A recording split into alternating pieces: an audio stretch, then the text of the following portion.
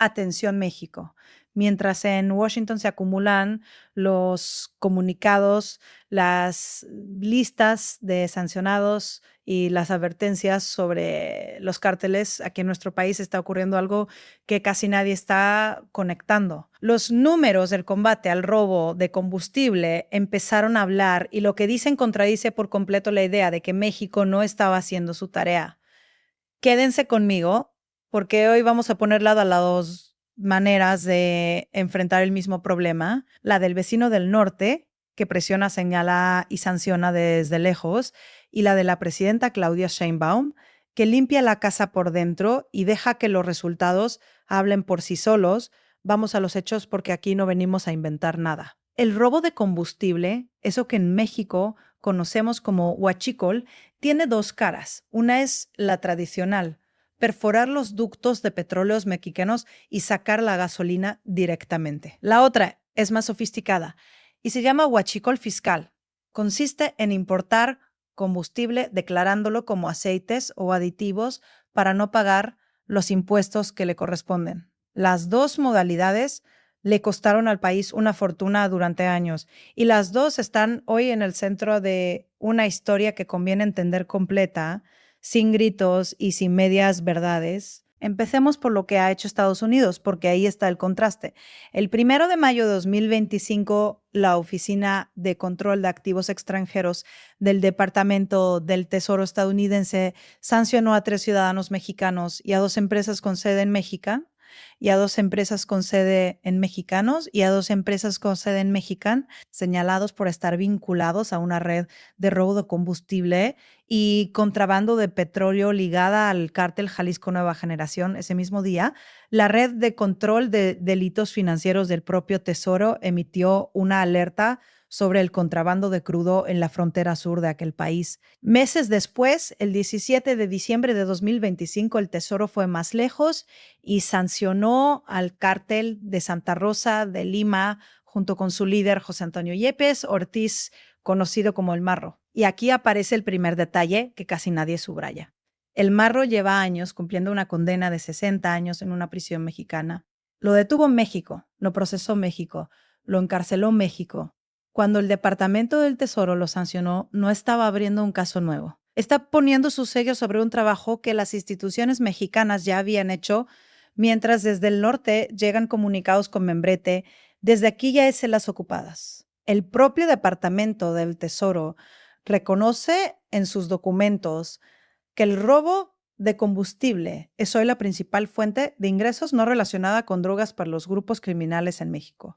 Lo dice Washington, no lo decimos nosotros. Y sobre esa realidad, la administración de Donald Trump construyó durante meses una narrativa muy concreta, que los cárteles se financian con el combustible robado, que ese combustible cruza disfrazado hacia el norte y que México no estaba conteniendo el problema. Esa narrativa sirvió de argumento para hablar de presiones de listas, de organizaciones terroristas y hasta de acciones por cuenta propia en territorio mexicano. Ahora veamos qué responde México. El 9 de junio de 2026, desde Palacio Nacional, la presidenta Sheinbaum explicó que las ventas de petróleos mexicanos se han incrementado de manera importante y que ese aumento es la mejor señal de que las gasolineras ya no se está vendiendo combustible que entró de forma ilegal al país. Su lógica es directa. Si la venta legal sube, es porque la recarga ilegal baja, y anunció que le pedirá a la Fiscalía General de la República que presente públicamente los avances de las investigaciones en curso. Esa lógica tiene sustento en datos que no salieron de Palacio Nacional. Según la consultora especializada Petrointeligencia, solo en 2024 el huachicol fiscal le costó a la Federación alrededor de 177,170 millones de pesos. Eso equivale a unos 485 millones de pesos perdidos cada día. Dinero que debía pagar hospitales, escuelas, becas y pensiones y que terminaba alimentando estructuras criminales. El Universal reportó este año que en 2026 las pérdidas por huachicol bajaron 30% respecto al año anterior. Pemex todavía reporta pérdidas diarias de 42 millones de pesos por este concepto, según su propio reporta ante la Comisión de Bolsa y Valores de Estados Unidos. Ese dato lo puso la propia empresa en papel.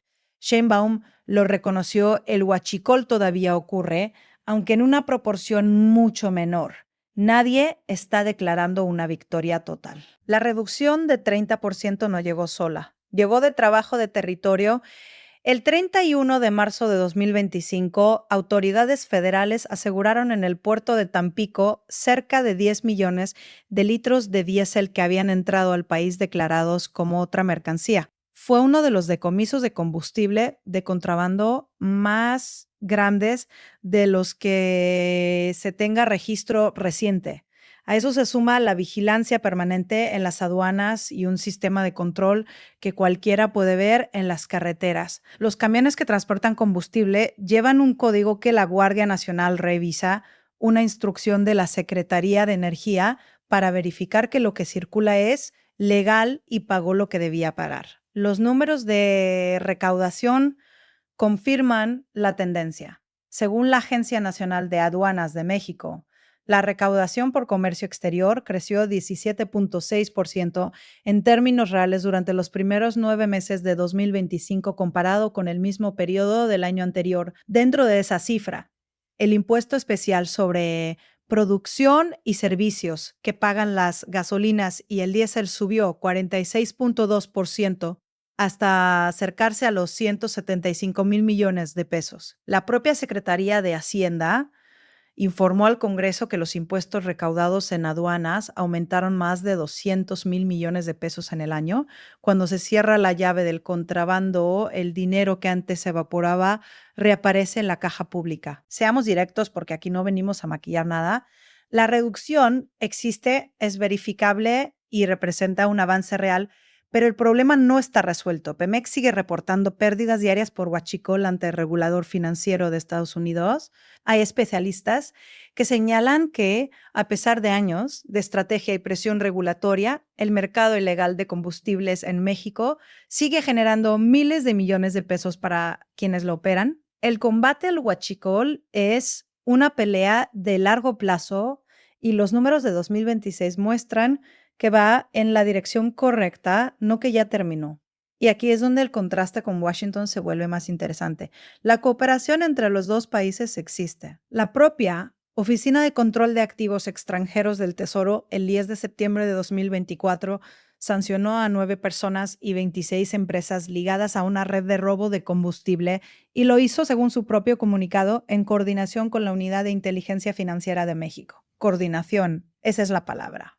No subordinación, no intervención. Dos países compartiendo información para perseguir el mismo delito, cada uno actuando dentro de sus propias leyes. Hay un punto que la narrativa de la presión suele saltarse.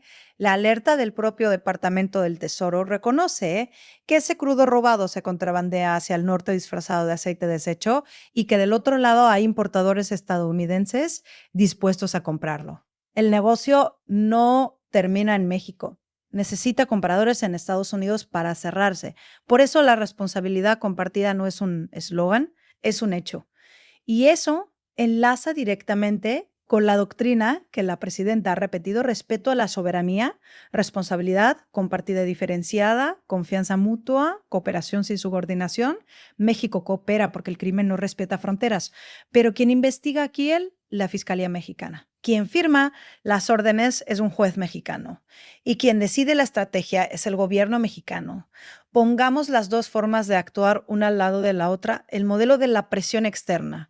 Se publica un comunicado, se añaden nombres a una lista, se manda el mensaje de que sin esa intervención nada se movería. El modelo de la soberanía con resultados. Se asegura un cargamento en un puerto, se cierra un hueco en la aduana, se revisa un camión en la carretera y al final del trimestre la recaudación lo confirma. Uno produce titulares, el otro produce recursos para el pueblo.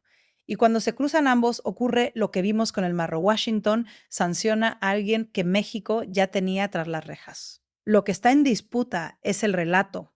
Durante mucho tiempo se intentó instalar la idea de que México era un país rebasado, incapaz de controlar lo que ocurre dentro de sus propias fronteras. Los números del combate al huachicol cuentan otra historia. La de un Estado que recupera el dinero que le robaban, que persigue el delito con sus propias instituciones y que se sienta a cooperar desde la fortaleza, no desde la súplica. Cuando llegue la presentación que Sheinbaum le pidió a la Fiscalía General de la República, tendremos el siguiente capítulo de esta historia con más nombres y más detalles. Y lo más probable es que esos datos confirmen lo que ya empiezan a decir las cifras de recaudación, que el contrabando que parecía imparable hoy retrocede, no a la velocidad que todos quisiéramos, pero retrocede. Vamos a seguir de cerca cada avance de este caso y cada cifra nueva que se publique. Seguiremos informando. Y antes de irnos, una pregunta para ti en la relación entre México y Estados Unidos. ¿Qué crees que pesa más para resolver un problema como este, la presión que llega de fuera o el trabajo que se hace desde dentro? Déjanos tu respuesta en los comentarios. Si este análisis te aportó claridad, dale like, suscríbete al canal y activa la campana.